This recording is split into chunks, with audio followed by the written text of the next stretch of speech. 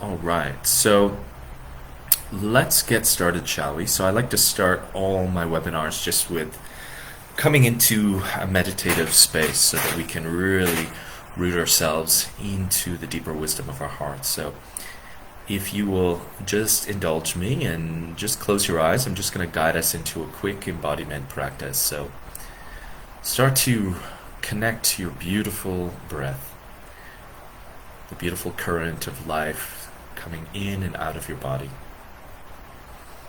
And as you start to descend the breath into a deeper space in your body, connecting it down to the belly, to the navel center, start to allow your awareness to follow your breath inside. And just start to let an energetic awareness unfold throughout your body, starting to feel the body within. And just doing so with an unconditional awareness. If you find tension or pain or any dis-ease in the body, just embrace it with your awareness. Awareness is the alchemist. It changes things just by the sheer power of presence alone. And just starting to relax into this blessed moment that's brought us all here together under this very sacred intention to connect to the earth and to explore some deep spiritual philosophical terrain. Allowing your body to start to soften. If you notice any areas of tension, use your awareness to encourage those areas to soften, to relax.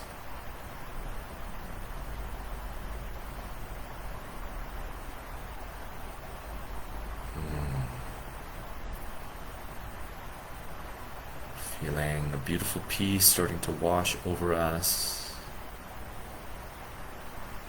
as we embrace our body with our awareness, with love.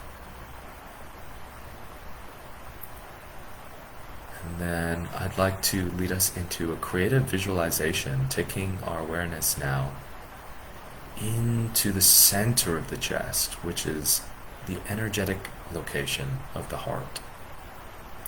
What our beautiful kin from the Vedic cultures of India, the ancient sages, would call the Heart Chakra. Begin to imagine that this space in the center of your chest is gleaming with a beautiful light. A light that is so bright it is blinding to look upon, just as if a star is shining in your chest, radiating out infinite rays of love and vitality. And feel yourself rooting into this space. And here we acknowledge the heart is truly the site where all oppositions are unified. The heart chakra is signified as the upward and downward facing triangle. And the ancient Chinese called the heart the rendezvous point between heaven and earth. So as we root our awareness into the heart, we are plunging ourselves into this deeper consciousness, this unity consciousness. Of course, love is the energy of unity, the energy of oneness, that blissful feeling of being all connected to not just all aspects of your being, all aspects of this world, and feeling that in this moment, that connection to all life on earth, and to the very earth itself or herself, Mother Earth. Feeling the beautiful strength of virtue that our heart is filled with all of that dynamic acknowledgement.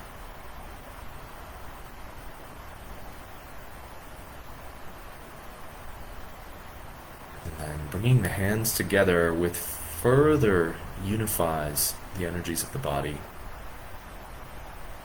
Prayer posture. is truly where the masculine and feminine energies meet in the hands. And just bowing ever so slightly into your heart center, sending reverence and honor to this beautiful, living, infinite, loving light that is your heart. You can take your hands apart. You can start to slowly open the eyes, coming back to the space that you're in.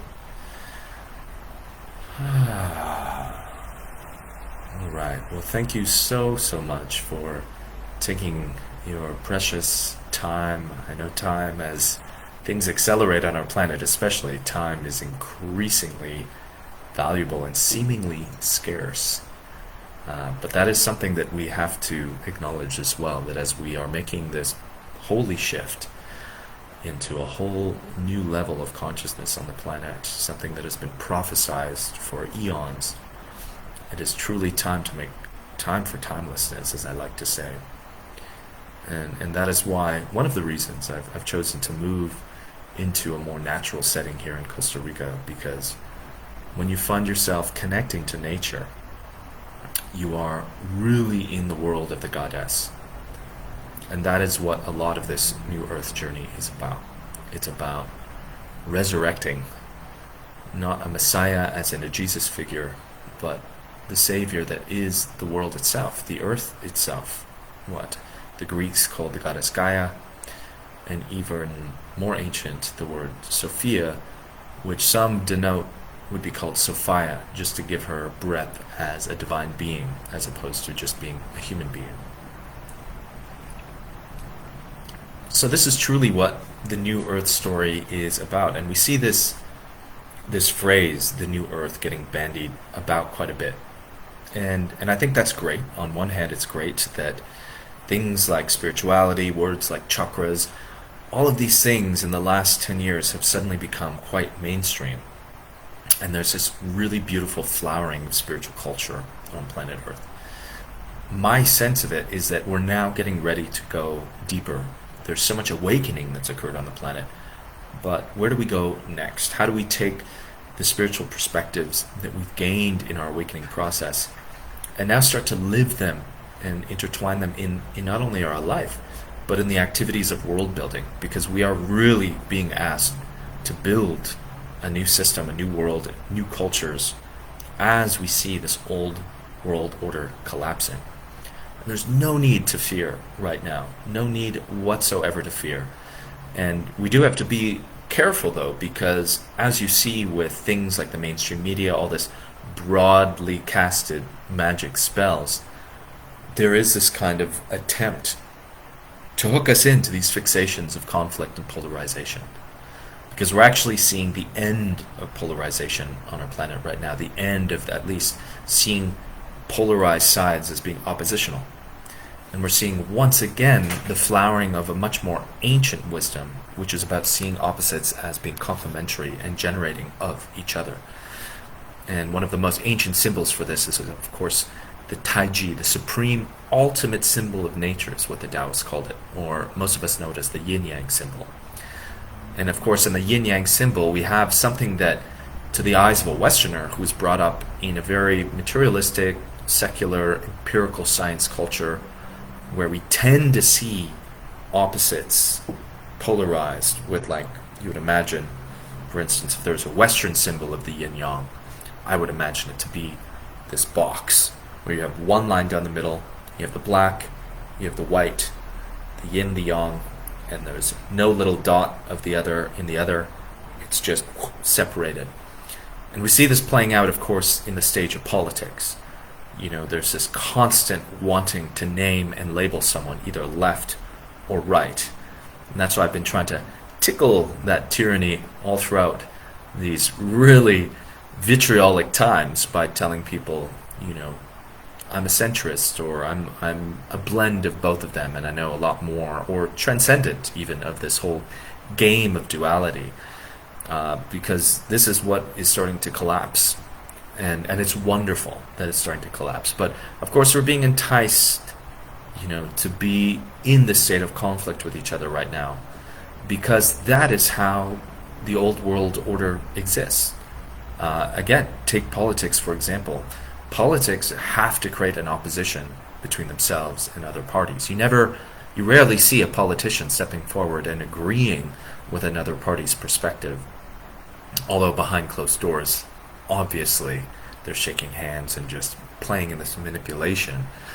But on the world stage, they antagonize us into this duality so that we become more conflicted. And we're seeing that now more than ever in the world with all these triggering issues that are coming up.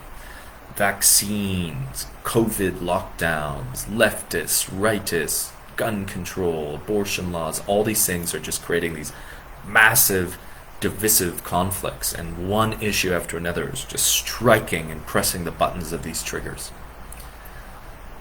And that is the old world order. The new earth is a very different world story that we are all being invited into being co-authors of. Because the new earth story is running on a whole different dimensionality of things. It's not running on this dualistic thing. It's not running on this old idea of individuals themselves being the leaders and the world builders. It's based on unity consciousness, on a much more, I would say, mature understanding of reality. Understanding that opposites are much more complementary to each other, and that we need to infuse this incredible unity much, much more. And this is actually, as much as we call it the New Earth story, this is actually also a kind of restoration, if you will, a reflowering is probably a better way of looking at it, of ancient wisdoms that have been suppressed for a very, very, very long time. Now, in my time as a spiritual teacher, as a writer, as a philosopher, I've done an intense amount of study of the story of humanity, his story, the patriarchal story especially, but also trying to get a bearing on, well, what existed before this patriarchy, which we can date maybe at about 2,500 years old. And this is there's so many profound things that you start to evidence in just studying history, especially in this great age that we live in with the internet and things, where knowledge has been super liberated, because knowledge has been very controlled for a very long time. And it wasn't so long ago that some of our ancestors, and still to this day, you see people are persecuted for being mystics, heretics, for being people who are free-thinking, who challenge the status quo. But in the old ancient world, and I'm talking about the world that predates the rise of institutionalized religious states, such as the Roman Christian Empire, there was a much more established set of spiritual universities all over the planet called mystery schools. And these schools were seen as the kind of storehouses and the cultivators of what was known as the wisdom of the ages. This kind of universal knowledge that would have its own stylings in the different cultures and different environmental terrains all over the planet. But when you delve into a comparative mythology of all these different spiritual traditions, such as people like Joseph Campbell have done, and one of my great inspirations, John M. Lash, you start to witness that there's all these common threads there, which is really profound. I'm actually right now doing a deep study of goddess culture through Tricia McKennan's book, The Return of the Divine Sophia. And it's amazing to witness that some of the symbols of the goddess go back about 200,000 years, if not 400,000 years. And some of these civilizations that they found all over Europe in excavations, one of the most startling things they've discovered is that there was no weapons in a lot of these cultures. These were cultures that were partnership based. Men and women lived in equality. They lived in collaboration with each other, and they lived in long-standing peace. They were not warring people. They were not colonizing people. And of course, something happened about 2,500 years ago with the rise of patriarchy, where you saw all of a sudden the goddess getting slowly, the divine feminine, getting slowly pushed out of the equation.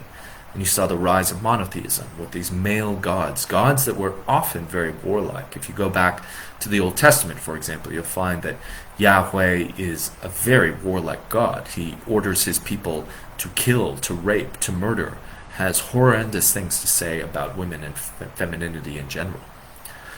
And so this schism started to be created. And we've been running on this schism all the way up to our present age.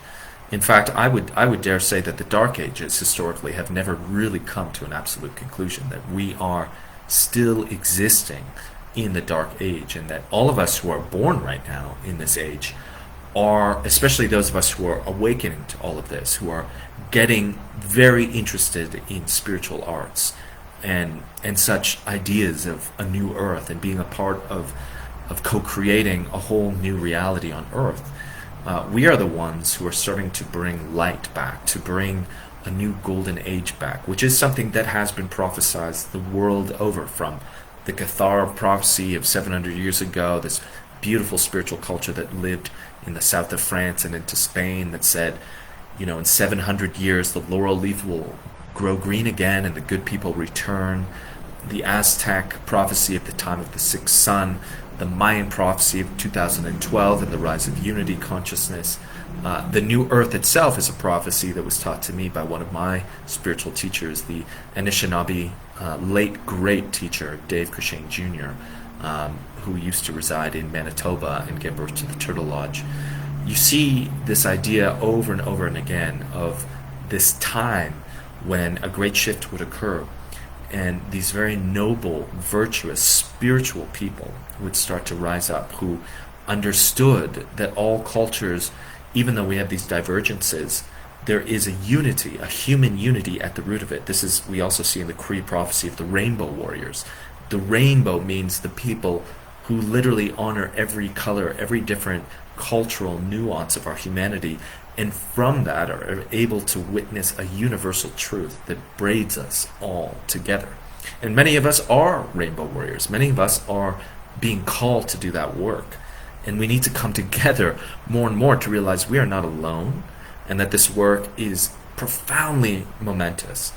Many of us have probably lived past lives in these goddess cultures where God and goddess existed in loving harmony, where there was great sciences and arts of peace and unity and spirituality that helped to enthuse long-standing partnership cultures that were much more or entirely devoted to just being creative, loving cultures of peace. And this is what is being asked now. And this is why, when we look at the world stage, a lot of us are probably feeling bouts of tremendous anxiety and even fear, because we're still being born out of the soil of this old world order. And that old world order is found, systemized from all of these Abrahamic religions, whether it's Christianity, Judaism, Islam. These are the belief systems that have been institutionalized into state powers that have then been transferred into what we see in Western culture all over the world. And if you've been following me in what I've been saying through the pandemic, which, the pandemic has been such an amazing ordeal, amazing in the sense that it's really awakened us to so much. And we're really seeing the parts of our humanity that are deeply invested in that system, that patriarchal system, that has divorced itself entirely from the feminine, from the goddess. So we're seeing that toxic masculine energy of domination, of control, fueled by these very negative emotions of jealousy and envy. And these are things that we're all feeling because we're all unified together. And this is why it's so important in our spiritual practice to really spend time observing ourselves and observing where this programming is in our lives and where we can heal and transmute it using all the amazing spiritual practices that are being literally unleashed from all the old mystery schools, secret societies all over the world. All this wisdom is being liberated right now, which is amazing. And there's so many sages and teachers who are being reincarnated into this age to help us make this shift, to compost, literally to just compost these dark ages, and from that soil to grow it into the light. Because again, we don't want to find ourselves in this opposition, and this is where this whole idea of honor all creation is a very powerful credo that I've been holding in my life, and I want to share more and more for those who resonate as a potential universal mantra for awakened humanity. And I'll briefly explain how this credo came to me, because it was a very profound medicine. So back in 2014, in December, I found myself in Yelapa, Mexico, in this beautiful jungle retreat center, doing a 10-day ayahuasca ceremony with Dr. Gabor Mate himself. If you are not aware of Dr. Gabor Mate, he is, I believe, one of those great sages who is being born now, because he's helping us address trauma with what he calls compassionate inquiry. And he's truly bringing this whole deep sense of psychological alchemy forward so that we can get a handle on the addictions and such that are really rooted in the discontentment of being cut off from nature, from this greater sense of reality, of this feeling of aloneness that all of our souls feel because we haven't been brought up in the appropriate truthful belief system to really enthuse us with the natural joys and pleasures that should be endowed to us just by being human alone. And I went through these 3 ceremonies over this 10-day period, and it was during the second ceremony that I reached this kind of zenith of insight. The first ceremony was harrowing in itself, and if you've listened to my double album Honor All Creation, you will find some of that experience of that first ceremony in the song Mercy and Cosmic Salvation, where I literally saw the toxic pollution, not only physically but psychically, all over the planet Earth, and I just saw how helplessly embroiled we were in this. But in the end, Mother Ayahuasca also showed me this divine rescue mission that was occurring at all times, that we could always open to the divine, that the divine was always immanent within everything, even all this dark toxic stuff. It's still made by the divine. It's made by that substance of the divine, which was incredible. But it was during the second ceremony when the intention that I set was to see myself without limitations. Who am I if I had no limitations to my being, if I had no fear? And I was initiated as a rainbow warrior, and I was taken through all these different processes of healing, ancestral karma, being given spiritual tools, and one of the most final ultimate visions that I was given was I was shown what was called the throne of humanity. And I was told by Spirit that this is where humanity sits in the galaxy, in the galactic council, if you will, in this throne of humanity. And this throne was beautifully carved from natural wood, the beautiful sacred material body of the earth. And etched in the wood above the head of anyone who sat in this throne was the words, "Honor all creation."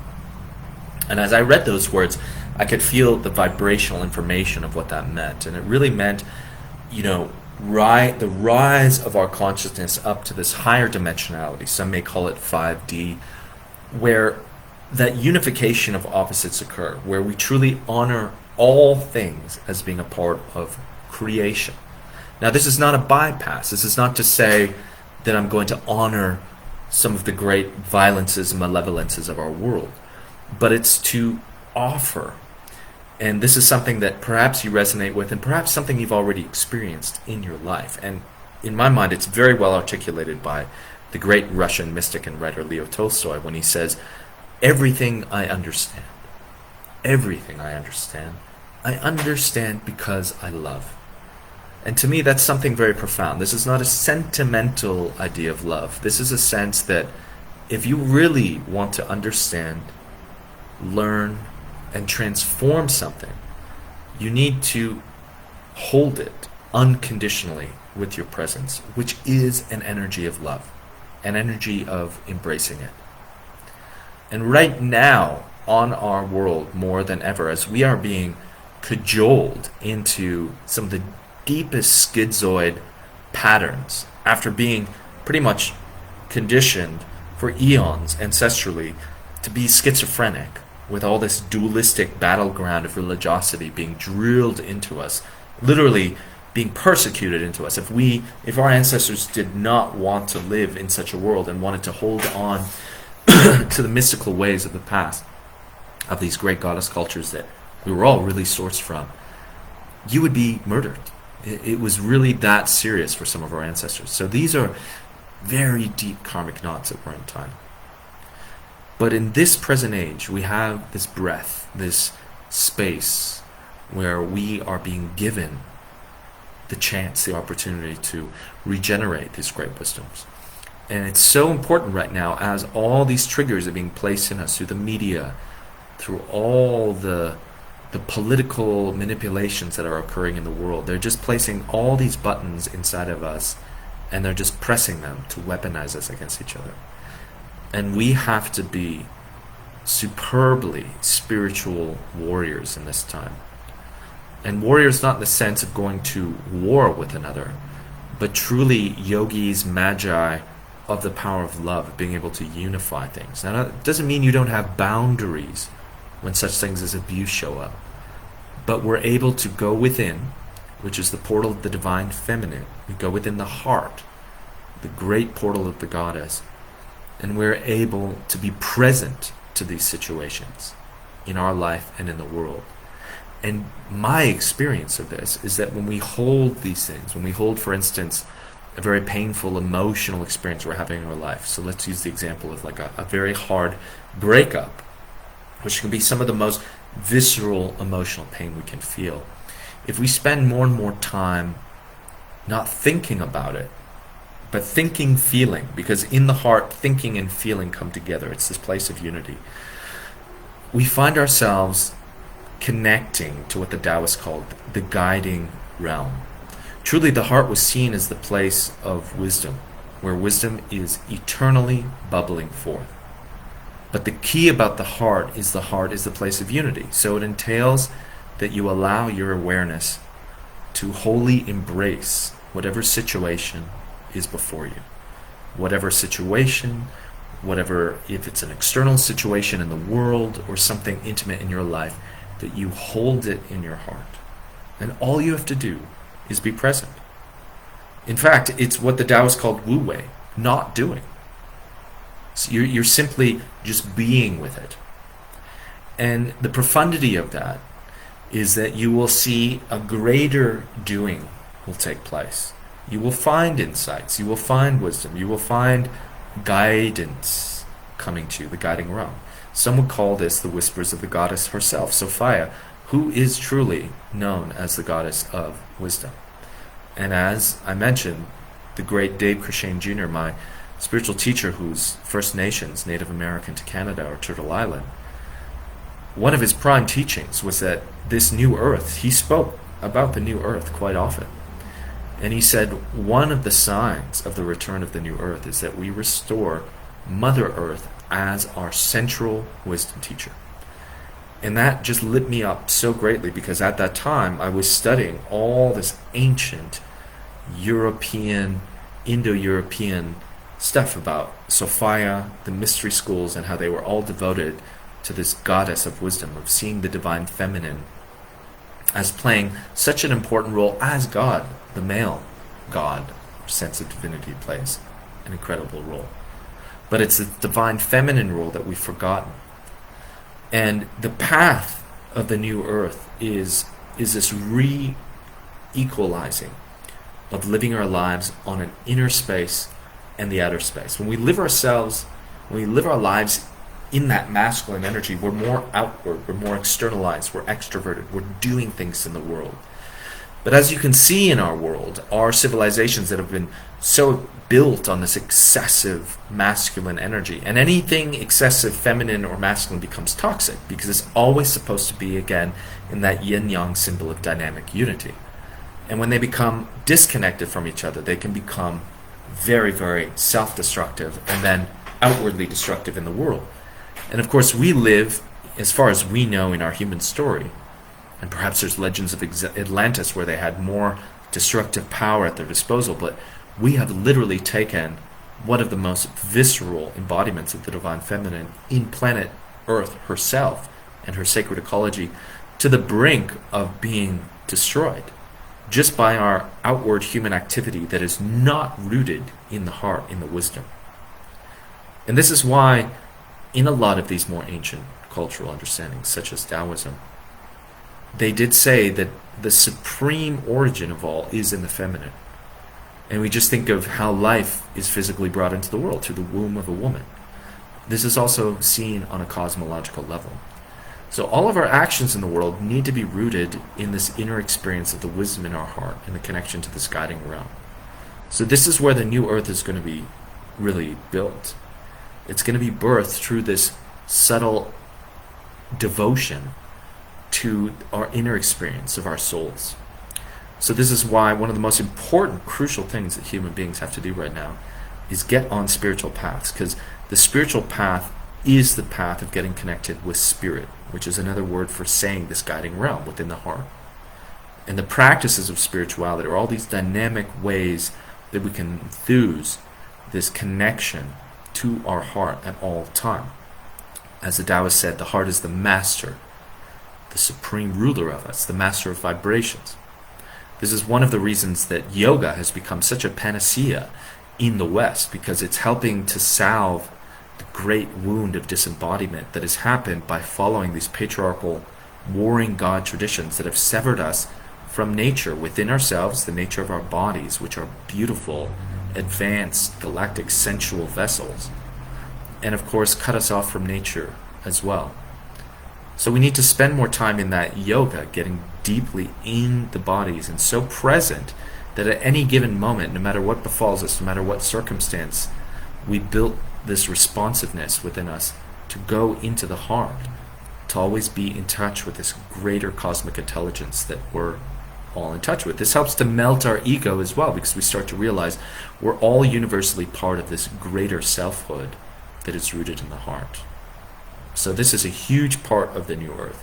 The other thing that is very important right now in birthing the new earth, and it's probably the most simple thing we can do, is just spend time with the earth. Spend time in nature more and more. You'll see as the manipulations happen from all those old world order lords, they're doing their best now to absolutely colonize our experiences with technology. I've been kind of horrified, watching some ads that have come across my channel of the metaverse, these goggles, these VR goggles. And if you've ever seen that Spielberg movie, Ready Player One, the story is very enticing, and it's just like this cheesy action film with great graphics. It's kind of like sugar candy, and just you get really into it. But when you actually step back and think about what this movie is trying to say, I'll never forget the end of this movie, not to spoil it, but these two characters decide, because they live their lives, they wake up, they literally put on these VR goggles, and they live in this alternate metaverse that is their primary space of living now. And they realize at the end, well, no, we need to spend more time in this real world too. So they have this agreement to spend 2 days a week, I think, in the real world, which is just so silly, because there's no more advanced technology than nature. We are living on the body of the goddess herself. The story of Sophia is so deeply profound. She was a star goddess who lived in the galactic center, who literally jumped from the galactic center to come and live in the material reality of the galactic arms to help her most precious creation, the Anthropos, who is humanity, survive and actually thrive. She turned herself. What a great sacrifice. I truly believe this idea of the sacrifice of Jesus on the cross, all these different martyrdoms that we see, all these great spiritual masters, I believe it's all rooted in this incredible sacrifice, this notion of what Sophia Gaia did to turn into this planet, to leave all of her aeon, what they called the aeons, the divine gods and goddesses, her family really, to turn into this planet. And we're living on this planet, on the body of this wisdom goddess who is an infinite being. And we're actually, our souls are a spark of that light that she is from, that source light. And on top of that, she's a goddess of wisdom, so her body, we're living within her soul as well. It's an infinite library of teachings. So the new earth is really about totally leaving war behind. There's no reason for war, absolutely not. We have the ability to share all the resources on the planet. There's not an overpopulation problem. If we were able to use technology wisely, to place containment on the limits of when it should be employed and not employed, and we were in much more of a space of the heart, of that lovingness, when we realized we're all part of the same family, the same self even, and we just need to share and love one another. That was the avatar Jesus' true teaching, was just like, all your problems are solved in just loving, in unifying, in really realizing that there's this unified common ground beyond all the different cultural nuances, all the different religions that we've been following. And that's not to steamroll culture. It's so beautiful that we have so many cultural nuances on our planet. But it's so important that we honor that at the true essence of things, the ultimate reality, as the Vedic sages would say, is something universal, something that we're all connected to, something that we've all come from and are living in. Feel free, if you have any questions in the comments, to shoot them forward. I'm just going on a channel here, so I'm just going to keep vibing. So when we spend much more time in nature, we start to take some time away from that excessively humanly egoic realm. You know, I used to live in a big city in Canada, Toronto, and while I love cities and I can appreciate them, one of the dangerous things that happens in a city is you're literally living in this closed world of human creation. And we lose appreciation for nature and how advanced the technology of nature is. I mean, I'm looking at this beautiful tree in this courtyard out of the window, and like, wow, trees, like incredible. I mean, from what we understand from our materialistic sciences, they're the reasons that we're able to live, because they give us oxygen, they give us the breath of life. And they're also cleaning the air and the ethers. They're cleaning all the carbon in the world as well. And of course the ancients said that they're actually plunging their roots deep in the earth and then sending their branches up skyward, and they're truly embodying this connection between heaven and earth. And in fact, the Druids, the Celtic priests and priestesses, used to always have their councils in groves, because they would always ask the trees for their voice in any big decision that they had to make. How profound is that idea, that animistic idea that all of nature has consciousness? So we need to regenerate a sense of what is called eco-spirituality, where we spend much more time in nature, and we spend that time in long hours of energy connection, listening to the rivers and to the waters. Did you know that water is one of the most immanent substances on the planet? It travels everywhere. This is why Native Americans always say pray to waters, because your prayers will be carried by the water all over the planet. The waters become the clouds, become the rains. It's this incredible medium that can be impregnated with thoughts and vibrations. Spending time walking in forests brings such a state of relaxation and serenity into the body. But the more time that we spend there, the more time we open ourselves up to speaking to the goddess that is earth, the more we start to actually receive communications. And this is where it gets really juicy and really beautiful. We always have access to be in connection with the goddess, and it could be in the cities as well. But when you go into nature, we are in a much more visceral and primal relationship with her. And those downloads, those insights, those codes that come to you, I would dare say in my experience, they come at such a more increased and fervent and ecstatic rate when you are in nature.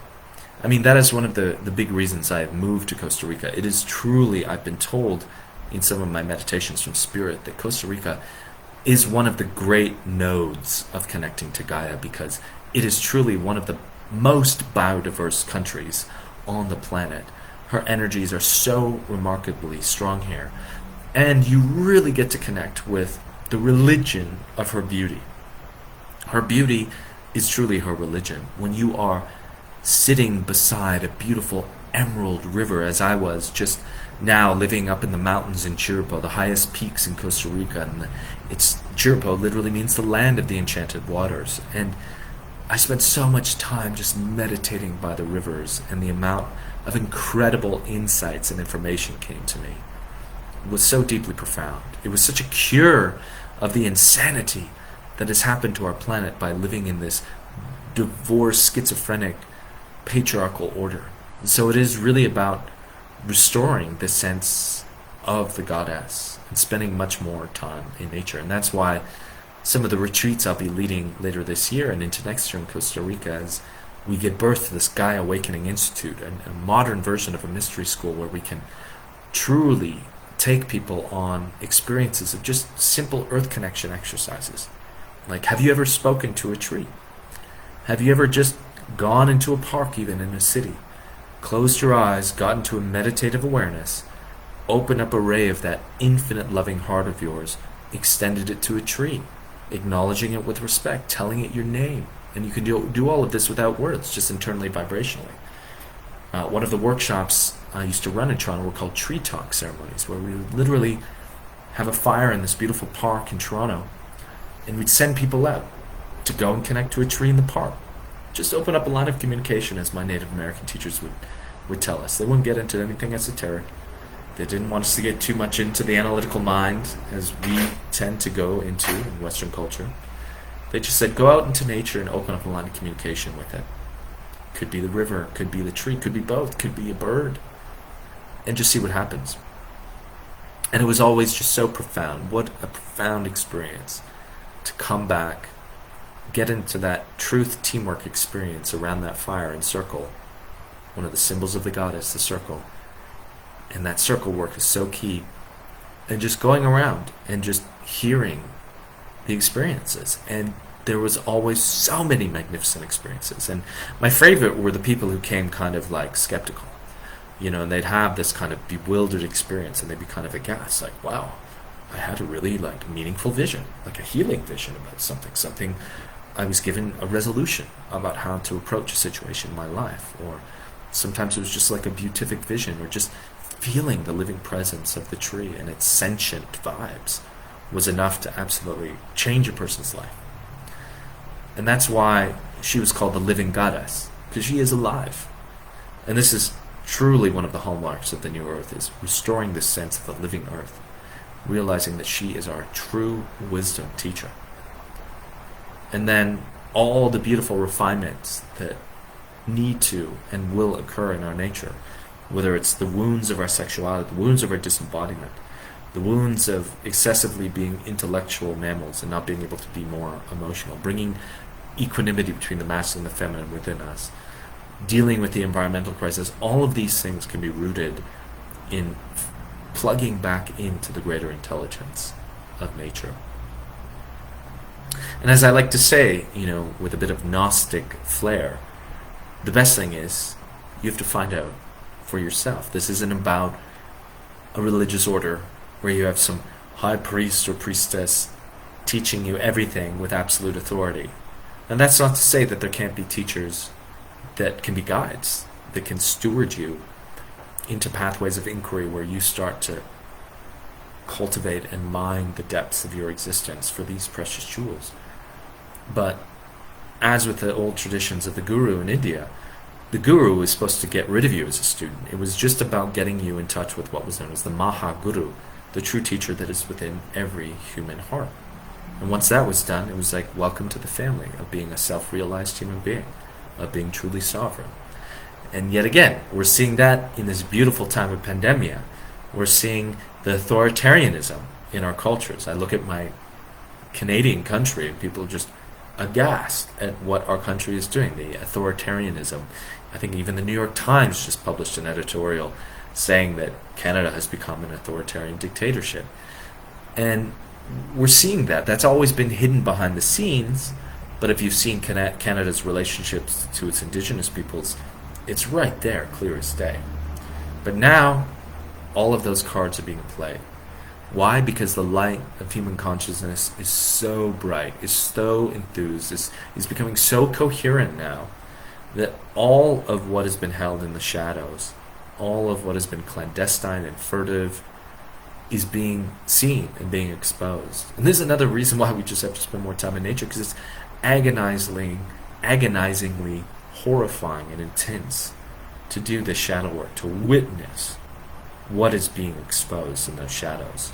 Nature brings us back into balance. It gives us healing. It assuages our nervous system and massages our souls. And we need to spend much more time in that timeless realm of nature. We need to be in balance. Balance, the masculine and feminine, the parasympathetic, sympathetic nervous system. Balance is the way of nature. We need to be skillful balancers in our life. And the more time we spend in our inner world, the more we'll know how to do that quite spontaneously, instinctively. So I think I'm going to take a pause. Just let me know how everyone is doing. Does anyone have any questions? How is all of this information landing for everyone? I'm going to share a bit now, and feel free as I'm speaking if you have a question that comes up, fire away. We're coming to a close here. I only want to do this for an hour to just honor everyone's time. But I'd like to just spend a brief amount of time just talking about the Honor All Creation, a New Earth Journey relaunch that is happening. Because if you find some sort of resonance with some of the things that I'm sharing today, you can see this as very much just a preview of what is going to be offered in this. I mean, I dare say not even calling it a course, because it's such a deep program. I like the word learning portal. But truly, what the Honor All Creation New Earth Journey, which is going to launch on the summer solstice on June 21st, and it's going to be super affordable, and it's going to be this really deep dive for those who are interested. And what this entails is it's a true elaboration of this Honor All Creation double album that I released in 2020 on the Aquarian portal of the winter solstice. As I mentioned at the beginning of this webinar, I had this incredible experience of the vision of the throne of humanity while on a plant spirit medicine journey with Mother Ayahuasca in Yelapa, Mexico, facilitated by Dr. Gabor Mate.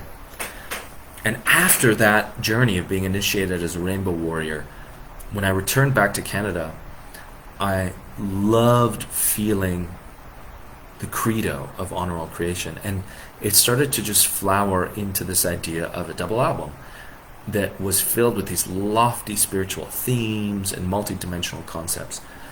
But I was so busy in my life that I didn't have time to devote to it. To make a double album takes a lot of time. I mean, one of my older albums, The Tantra of Truth, which was my first long player album, that took 9 months. I had to take quite a creative sabbatical to work on that.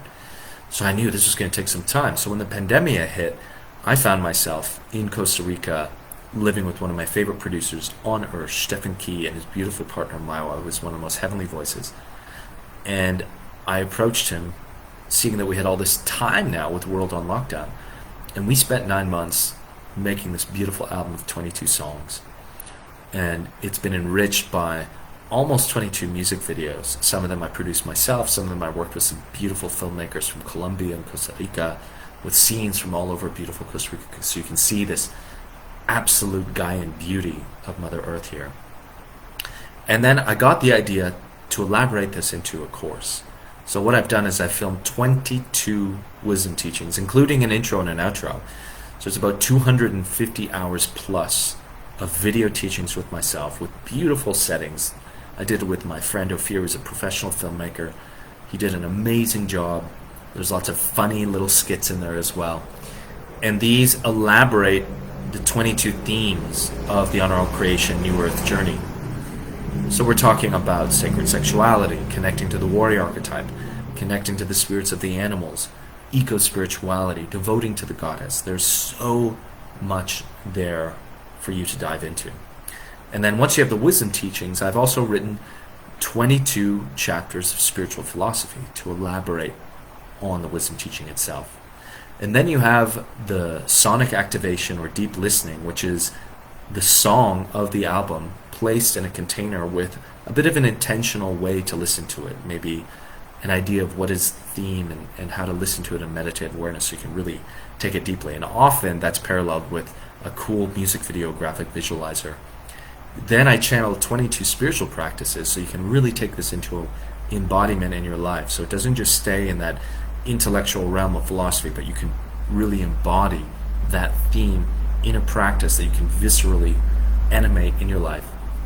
And then I have this chapter called Furtherings, this module where you're just offered more links. Some of them are actually to other talks that I've done, but often it's to other content just to further just deepen the richness of each of these 22 chapters. So that will be launching on June 21st, and it's going to be an incredible journey. And so definitely look out for it. I'm going to be posting a lot about it. I'd love it if you could share it with friends, just building up the hype. I truly feel this is going to be one of the great learning portals for people to understand what is needed of us to make this shift into the new earth, which is so much about just like restoring a lot of these wisdoms of the ages. Oh, thanks, Lotte. Yes, it's so interesting. Lotte shares that I found some writing that Neanderthals would bury their dead in fetus position to return them to the womb. That's so crazy, because I just read that in this book by Trisha McKenna, where she was talking about some of these ancient goddess cultures, and they really saw that when you die, it's actually you're going back to a womb-like state to enter into rebirth as a soul. So they would put you in that fetus position to honor that. That's so great. Oh, and thank you for your kind words. And yes, Stephen Key, his music is so incredible. If you want to check it out, you can find him on Spotify. And I'm just going to share a link in the thread here. If you feel called to check out the Honor All Creation videos that I've made, you can find that playlist on my YouTube channel. And you can already listen to the album right now. It is on Spotify, and it's 22 beautiful songs, many different genres. We go from conscious hip-hop to mystical folk songs, lots of sound healing journey music, some spoken word poetry, and even some ambient techno. So really powerful stuff there. So let me know if there's any other questions, and if not, I'm going to move us into a final closing prayer to connect to Gaia, and we'll close our time here together. Oh, thanks, Lotte. Yeah, I think you'll really enjoy it. It's going to be super amazing and dynamic, and truly the Honor All Creation New Earth journey I've spent, it's really one of the masterworks of my life. I've spent so much time on this incredible learning experience, and I think everyone's going to really enjoy it. I feel it's kind of like a university level experience. There's just so much material in there. So let's just take a moment here to come into prayer together. So if you want to just close your eyes, find a nice tall seat, or if you're lying down, feel free to just be in the comfort of your position. And let us take our hands together in front of our heart. And as we breathe deeply into our belly, just enthusing our state of embodiment in this holy, blessed vessel, this blessed human body, seeing the light shining in your heart, connecting to that center of unity consciousness, living light, and truly the oracle where Goddess Sophia, the wisdom goddess that is Earth, guides us. At any moment we need her. All we need to do is take our vibrational awareness into the heart, connect therein, and be devoted in our listening and reception for the wisdom that comes. And as we root ourselves into this shining star of our heart, and we slightly bow in, we feel the energy of our heart shining its rays out into the world, into the great enchanted world of Earth. We begin to feel rays of light, infinite rays of loving light, emanating from our heart to connect to all the different realms and sacred ecology of the earth, feeling kinship with the plants, the trees, the animals, all different dimensions, winged ones, four-leggeds, insects, reptiles. We feel connection to our waters, to her atmosphere, to the light gleaming down from the sun. We feel our heart embracing the entirety of Mama Gaia with reverence and devotion. And we feel all that is of this world as family, dissolving our rigid egos, connecting us once again to the cosmic ocean of Goddess herself. And feel the great beauty and power that fills you up with all of that hyper-connection.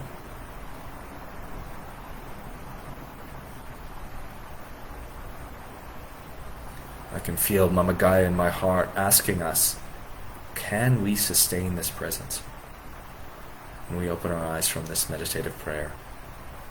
Can we go about our daily life constantly rejoining with her, constantly taking moments in our day to be so centered, to be so heartful, that we can feel a bridling with the sacred ecology, the eco-spiritual nature of Mama Gaia, so that at all times we can be enthused by her wisdom to live the most beautiful and excellent lives, the ones that she has destined all of us to live when we're in fulfillment of ourself in this great connection with the guidance of Gaia.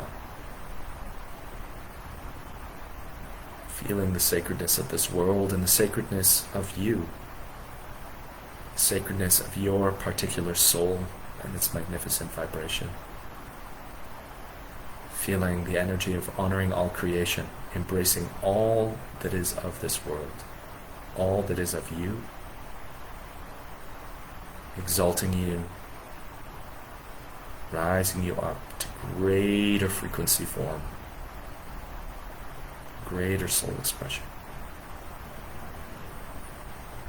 And the light and the dark that dances in me honors and loves the light and the dark that dances in you. Namaste. Take your time here to take your hands apart and just coming back and gently open your eyes. So I want to thank all of you who have been with me here today for the last hour. And I will be saving this video and replaying it in the event page and sharing it all around. So if you had any friends or loved ones who really want to be here with us today, but for whatever time engagement reasons they couldn't, know that it will be replayed. And keep in touch, listen to the music, honor all creation, check out the videos, and look out on the summer solstice as the sun in the northern hemisphere reaches its highest point of light. The Honor All Creation and New Earth journey will be relaunched for all of us to embark on a beautiful, deep journey of restoring the sacred wisdom of Mother Earth. Thank you so much, and be glorious.